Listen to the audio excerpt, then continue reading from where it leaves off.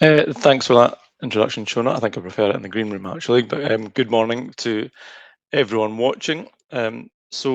As most of you are hopefully aware, in August we released a webinar taking quite a high level look at findings in relation to ICAS insolvency monitoring visits that were conducted during 2021-2022.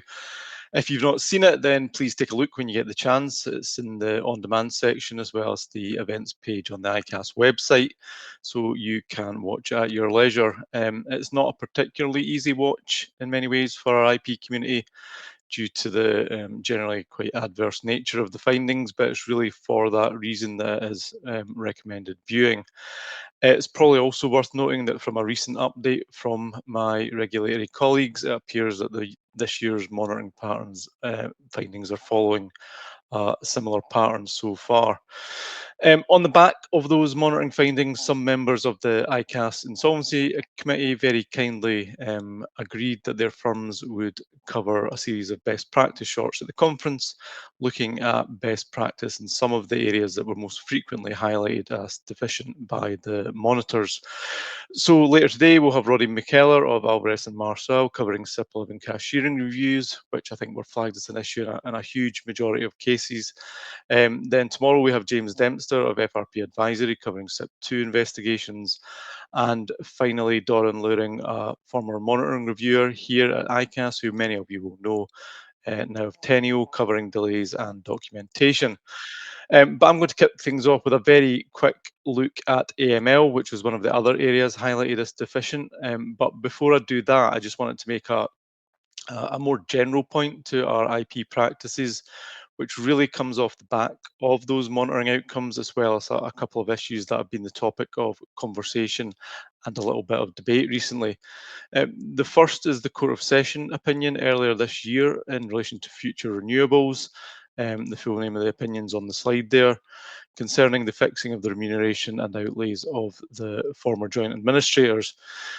There's quite a lot to unpack in that opinion, and it's interesting and recommended reading, but the particular point we have been queried about relates to outlays and specifically the reporter's failure to consider their reasonableness, mainly in relation to the significant amount of legal fees involved. I'm not going to go into further detail here. We've got an article on the ICAS website about that matter that you can find at icas.com/insolvency. And also, as Stuart mentioned in his previous session, he will be discussing that case in some detail at his legal update tomorrow. However, suffice to say that what the judgment has done is that it's shone a light on inconsistent practice in that area. The second matter is a technical query that was received by R3 that we became aware of. That query concerned the timing of seeking remuneration in an administration against the timing of issuing progress reports, specifically that the rules require the request for remuneration to be made within 2 weeks after the end of an accounting period, but there's a 6-week period after the end of an accounting period allowed for the progress report to be issued. So if you're not ready to issue your progress report and you hang off on your fee request, so it's issued after that 2-week period to be in conjunction with the progress report, then you are going to be in breach of the rules. Now, while I'd agree that the legislation is imperfect, it does strike me that as a profession, we do sometimes revel a little bit in problems as opposed to seeking solutions, and we get quite upset when the courts uphold the letter of the law. For that particular query, the answer to our minds is that you make sure your systems are in place so that the progress reports are issued in conjunction with the fee request within that first 2-week period after the end of the accounting period. And if that's not achievable, you have to accept that you're going to duplicate work in terms of dealing with progress reports separately, as opposed to accepting that you breach the legislation. The progress report is due at the end of each accounting period. It's just that you're allowed 6 weeks within which to send it. So if you anticipate that being an issue, or it's consistently an issue on cases, it may be an idea to change the prompt dates on your case management system diary so that you're flagged to start preparing the progress report before the accounting period ends, so that there's no difficulty in sending in conjunction with the fee request in those first 2 weeks. I think our monitors would agree that habitually working to final due dates is sometimes what leads to issues, and that's something that firms perhaps need to take a bit of a look at. The reason I mention both of these matters is that they don't concern new issues that have resulted due to any recent changes in legislation or best practice. They are just matters that, for one reason or another, have been recently highlighted.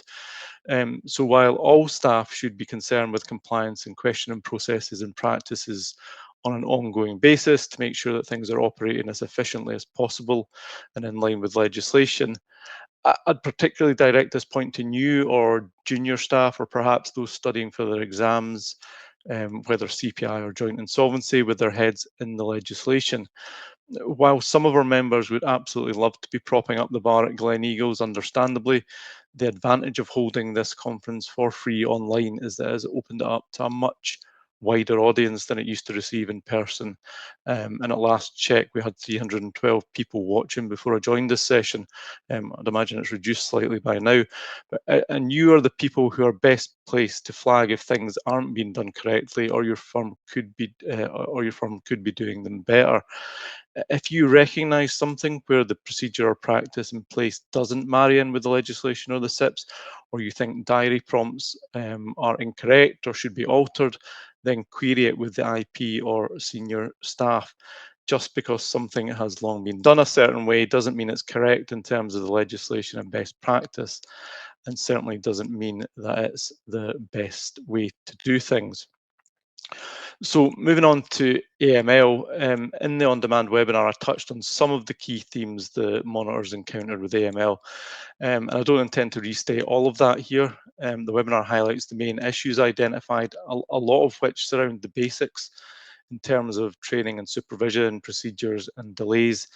And it has to be said, the issues are by no means restricted to our IPs.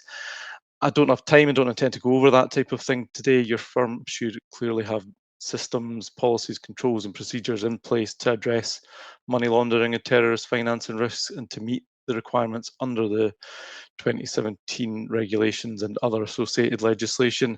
If that's not the case, you need to address it urgently, as AML is quite rightly a huge and continuing regulatory focus. As the webinar points out, there's a whole host of information out there and to assist, and a lot of it's on the ICAS website. Instead, in the short time I have this morning, I thought it would be more useful and hopefully a bit more interesting to focus on best practice in terms of some of the things to be on the lookout for in terms of some high risk business areas, a few of which might not be immediately apparent. I'd preface that by saying that anti-money laundering, or AML, is a blanket term used to describe the constantly evolving laws and regulations, such as the AML regulations themselves, the Proceeds of Crime Act, and the Terrorism Act, put in place to prevent money laundering and other related financial crimes. It shouldn't be viewed narrowly. The definition of money laundering is deliberately very broadly drawn in the Proceeds of Crime Act, and can include offences such as tax evasion, theft, fraud, bribery, corruption, smuggling, modern slavery, human trafficking, and illegal arms sales. I think the term AML itself doesn't do anyone any favours, as it can be quite easy to treat compliance with the legislation quite grudgingly, as an onerous compliance task that's getting in the way of you discharging your duties as an IP, and to really forget about its importance and that it's an integral part against the fight against serious organised crime.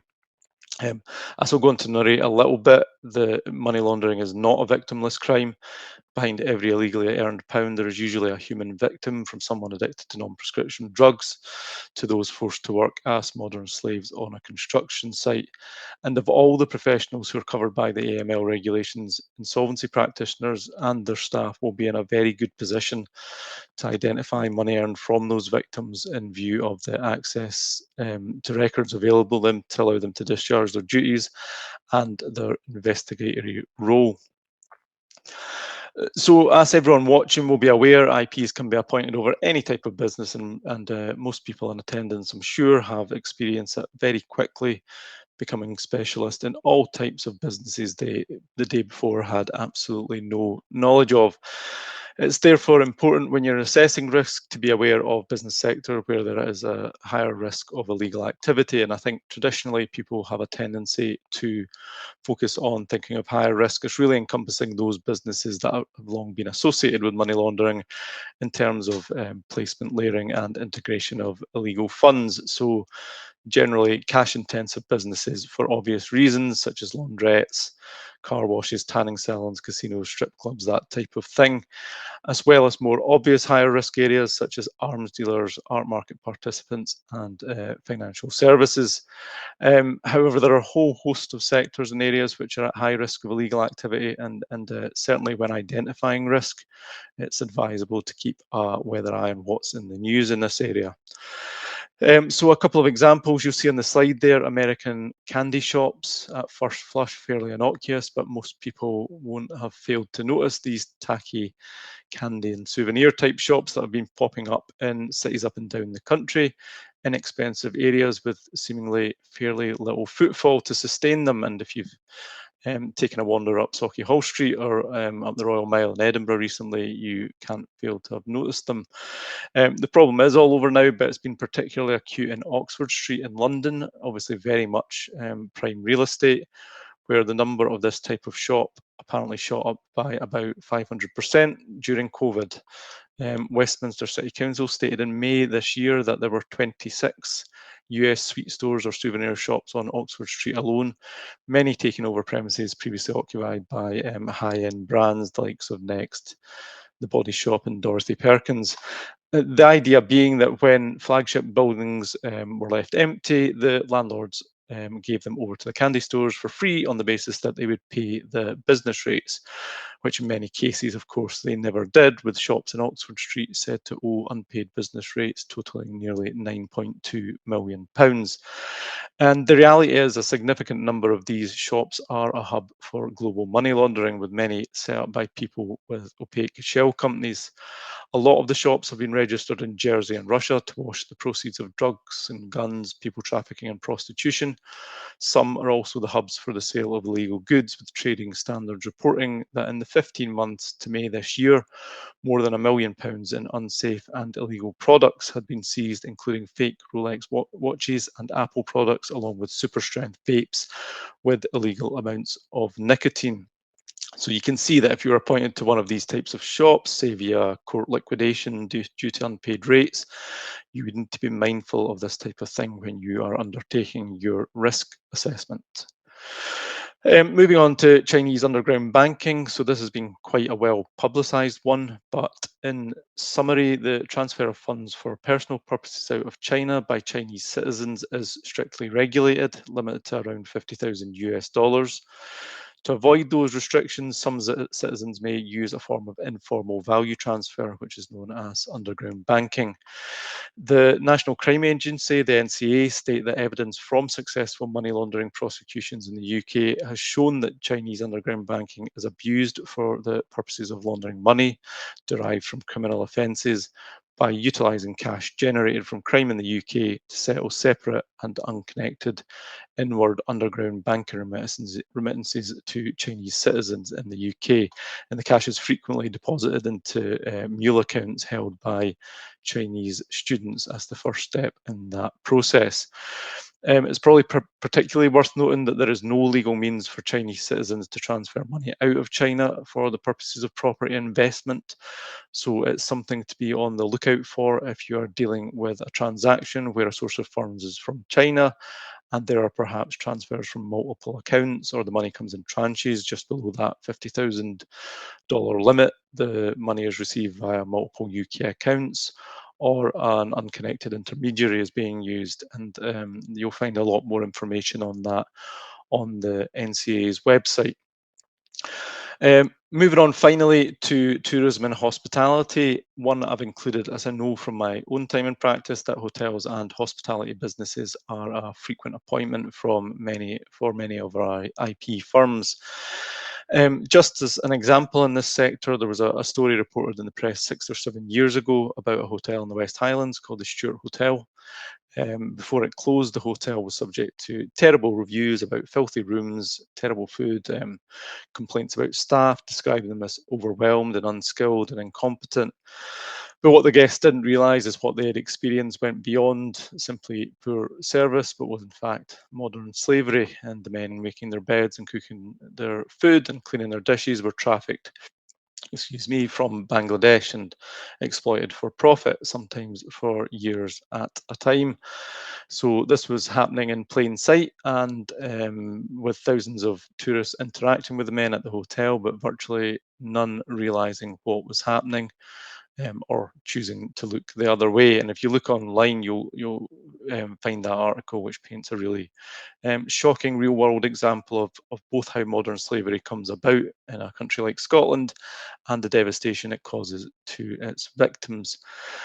I've picked out the tourism and hospitality sector here as it's particularly susceptible to issues of human trafficking and sexual exploitation, as well as labour exploitation of those working in hotels. However, there are currently thought to be some 122,000 people living as modern slaves across the UK, according to the human rights organisation Walk Free.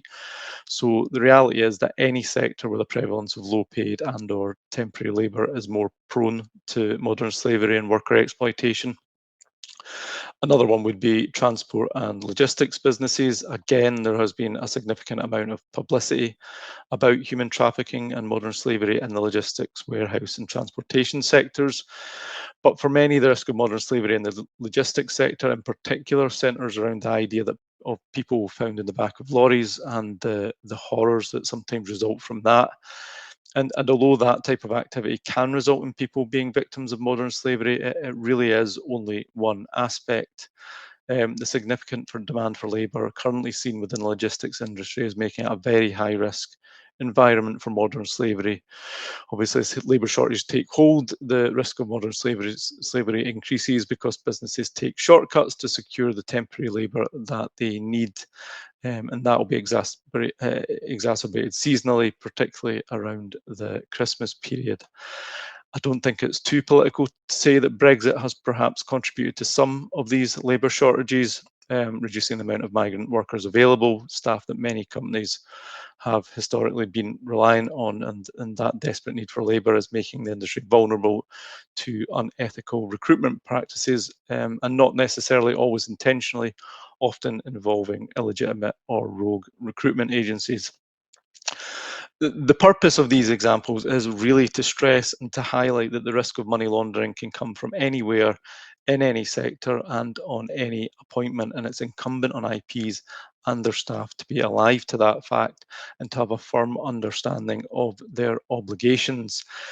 While our IP firms are not expected to track down what are going to be often hidden victims of these types of practices, we are, as I said earlier, quite uniquely placed to use our knowledge and expertise to spot the red flags and to report suspicions, which could ultimately make a difference in the fight against this type of activity.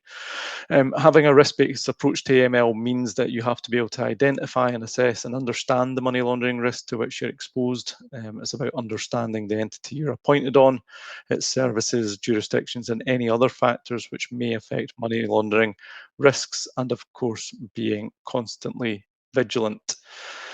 And that's it from me. Just a very brief run through on some things to be watching out from an AML perspective. Any queries, get in touch via the Q&A function or offline. Thank you for watching. I'll hand you back over to Shona.